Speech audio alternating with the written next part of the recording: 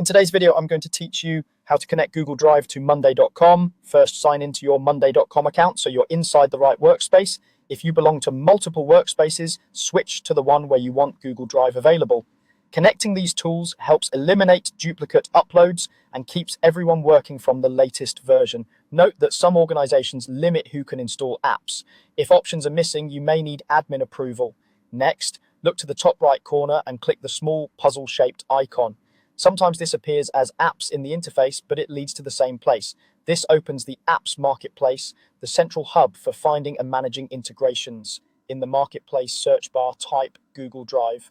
This narrows results so you can spot the official listing quickly. You may see similarly named tools, so choose the one clearly labeled Google Drive with the recognizable triangular logo. Click the Google Drive result to open its page. Take a moment to review the description and requested permissions so you understand what the app can access and how it enhances attaching and syncing files in your boards. It's also a good idea to confirm plan compatibility and that it's available to your chosen workspace. When you're ready, click Install App.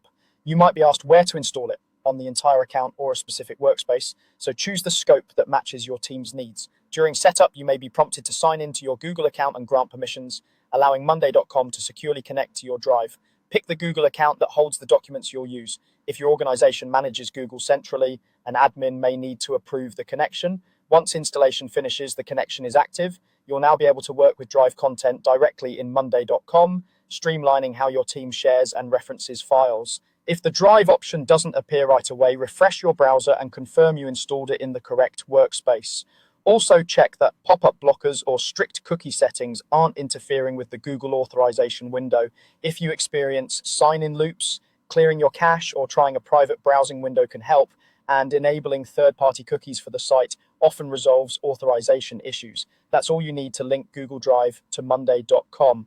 Thanks for watching and enjoy a faster, more organized workflow with your files right where your team collaborates.